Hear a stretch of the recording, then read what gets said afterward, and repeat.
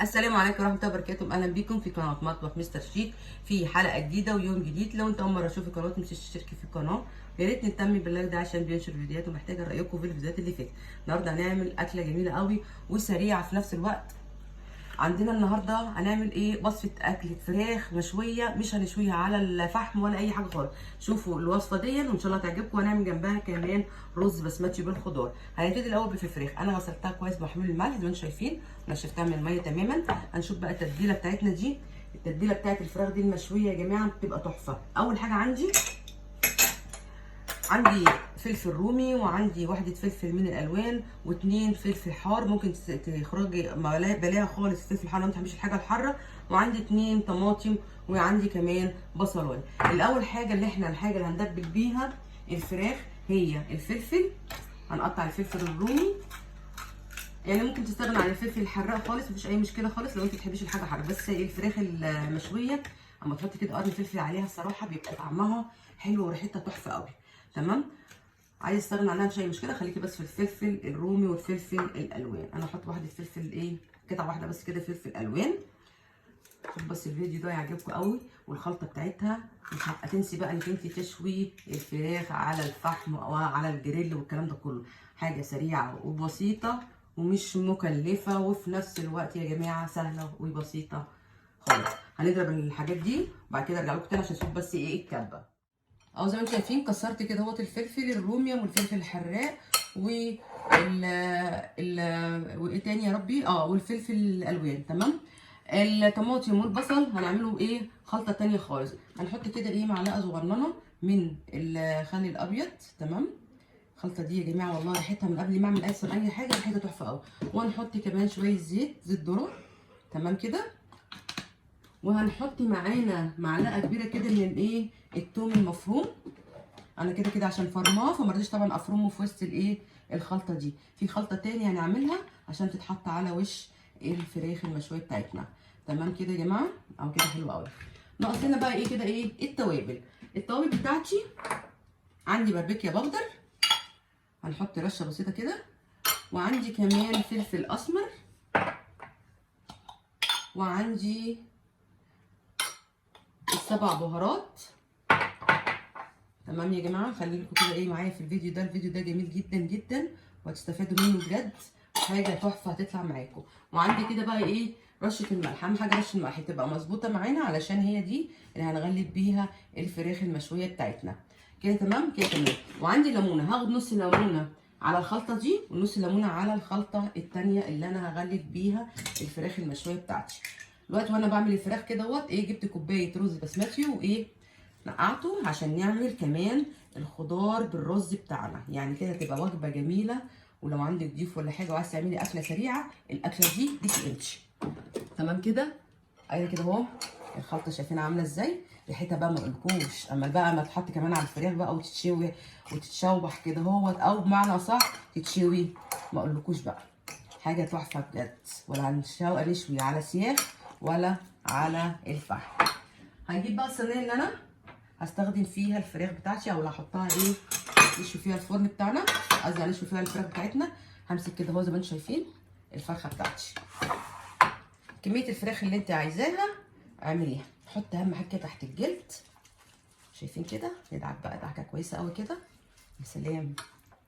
شايفين كده.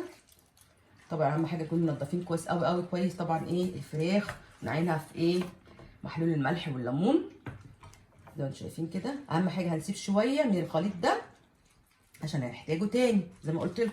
الصينيه دي كده كده اللي انا هستخدمها اهو، او اي صاجه عندكم بتاعت فرن، اي حاجه الحاجه اللي انتوا هتستخدموها تستعملوا على الفرن فيها. يبقى انا قلت لكم فاتحاها اهو بالسكينه كده في النص عشان ايه اغلف بيها الخليط بتاعي الجميل ده. والله يا جماعه ريحتها حلوه قوي، ريحتها بجد تحفه. كميه الفراخ اللي انتوا عايزينها اعملوها. الفرخه دي بالنسبه لي فرخه على قد الايه الافراد اللي عندي اهو. شايفين؟ في اسهل من كده؟ مفيش اسهل من كده. ان شاء الله لو هتعملي 5 فرخات هتطلع كده زي ما انتوا عايزين. هنركنها بقى على جنب كده لحد ما نشوف ايه الخلطه الثانيه اللي احنا هنعملها للفراخ. عندي البصلايه هي متوسطه هنحطها بردك في الكبه بتاعتي. وعندي طماطمتين او 2 عدد من الطماطم انا مش عايزه ان انا افرمها، لا انا عايزه اكسرها بس كده عشان اخد الفايده بتاعتها. وفي نفس الوقت الطماطم بتخلي بقى الفراخ المشويه بتدي كده ايه لون احمر كده وجميل. هنضربها برضك في الكبه وبعد كده هنرجع لبعض تاني عشان بس الكبه ما تضايقكوش. اهو زي ما انتم شايفين الخليط اللي انا عملته بصلايه وكمان الطماطم بتاعتي زي ما انتم عامله ازاي، كسرتها بس كده زي ما انتم شايفين.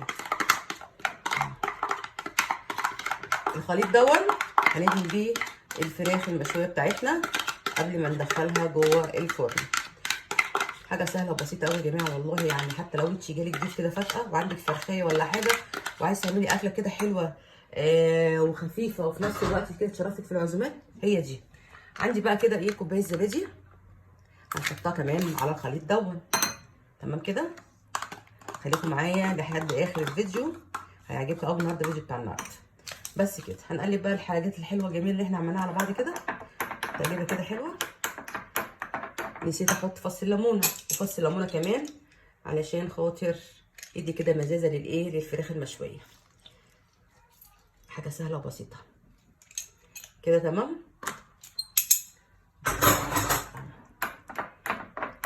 هنقلب بقى كده كويس اهو. هجيب بقى كده الفراخ بتاعتي زي ما انتم شايفين. خلاص انا تبلتها بالايه كميه الايه الخلطه دي. الاول هنزل بقى عليها الخلطه دي عشان تستوي بيها. تمام. يعني بعد ما دهنتها من جوه كده وغلفتها من جوه تحت الجلد ومن جوه حته الفتحات اللي انا عملتها ادعك كده اهو. تمام. اهم حاجه بس ايه اللي متاكدين ان الايه الفراخ كلها متدبله بالتتبيله الاولانيه. تمام يا جماعه. همسك بقى كده ايه الزبادي والطماطم بتاعتي هرشها كده على الفراخ من فوق بالطريقه دي اهي. شايفين حاجه جميله تحفه يا جماعه. تحفه تحفه تحفه. ما خدتش ثواني معايا خالص ولا ايه هنجيب فحم ولا شوايه ولا اي حاجه خالص اهو. خلاص كده كده كده حلو قوي. شغالين طبعا الفرن على 180 او 200 درجه. مش هنقول بقى هتاخد قد ايه، انت ما عنديش معجنات هنقول لسه استوى ازاي. انت طبعا الفراخ بيبقى عارفينها استوت ازاي.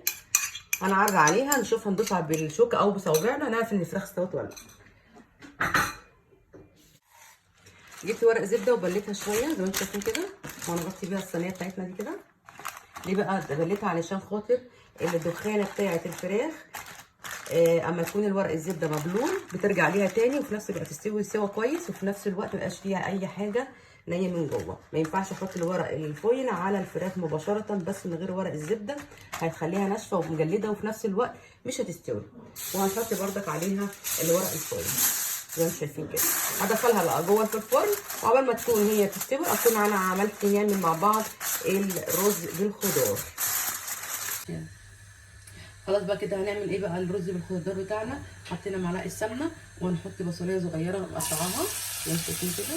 الاكله دي يا جماعه بجد عايزه اقول لكم ان هي جميله. يا ريت اول ما نشوف الفيديو ده جربوها وان شاء الله هتدعوا لي. هنشوح بقى ايه البصله كده اهو. انا زي ما قلت لكم مع الرز البسمتي في الميه عامله كوبايه بالظبط اهو كده بالطريقه دي كده. هنشوحها تشويحه بسيطه كده مش عايزين نحمرها قوي.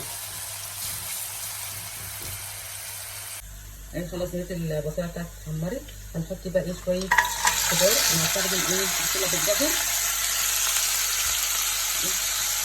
شويه بسله بالجزر اهو كده هنشوحهم. طبعا ايه البسله بالجزر هتاخد سوا اكتر من الرز فانا مش هحط الرز دلوقتي ان الرز ده طول ما انت نقعتيه ما بياخدش سوا ايه كتير. هنحط بس الاول التوابل بتاعتنا. هنحط كده مرقه دجاج لان انا ما عنديش شوربه فانا هحط ايه واحده مرقه دجاج بديل ايه الشوربه. وكمان هنحط معاها وهنحط كمان رشه من الكركم. هنحط كتير علشان الكركم ايه الكركم بالمره. تمام كده. وهنحط كمان توابل الكبسه من ايه البهارات بتاعت الكبسه. يعني الوصفه دي كده تعتبر ايه زي الرز بتاع الكبسه بينفع مع اللحوم مع الفراخ المشويه مع الكفته اي حاجه زي كده. الوصفه دي تنفع معاها. يعني لازم يكون عامله كفته فراخ مشويه اي حاجه زي كده الوصفه دي تمشي معاها تمام كده. هنحط بقى شويه ميه لحد بس نحس ايه البسله دخلت كده 3/4 سوا، نروح منزلها على طول الرز معاها، وبعد كده نرجع لبعض تاني. زي ما شايفين كده لقيت البسله اخدت تعتبر ايه 3/4 سوا بتاعتها. هننزل بقى الرز بتاعنا. الرز البسمتي والرز البلدي ما بياخدش ميه كتير، بدل ما هو ايه يا جماعه يعني ايه ما بياخدش فيه الميه، يا دوبك بس يتغطى بس كده. يعني طول ما انت معاه فتره طويله النشا بتاعته بتنزل، النشا بتاعتها بتنزل في الميه، فما بياخدش سوا خالص. اكله جميله جميله جميله جدا وروعه، وان شاء الله هتعجبكم. الفيديو ده هيعجبكم. متنسوش اهم حاجه يا جماعه دعموا القناه، بجد محتاجه دعمكم جدا جدا للقناه. شايفين الجمال والعظمه؟ حاجه تحفه. سيب بقى لحد بقى ايه ما الفراخ تخلص والرز كمان يخلص، ونشوف الوصفه بتاعت النهارده عامله ازاي. خلصنا الرز اهي اهو، والفراخ خلصت. حطيتها طبعا واحده فحميه زي ما انتم شايفين كده، دي كانت خارج بره التصوير. زي ما انتم شايفين حاجه بقى ايه جميله، زي ما انتم شايفين كده. شايفين عامله ازاي؟ ولا فحم ولا صاج ولا اي حاجه خالص، منها فيها زي ما وريتكم في اول التصوير اهي. بصوا الجمال، حاجه تحفه. شايفين عامله ازاي يا جماعه؟ مستويه وجميله جدا جدا جدا. وريحتها بقى الخلطه اللي احنا حطيناها عليها زي ما اقولكوش تحفه. ده كده يا جماعه اخر فيديو بتاعنا. متنسوش تشتركوا في القناه وتعملوا لايك للفيديو، واستنونا فيديو جديد. السلام عليكم ورحمه الله وبركاته.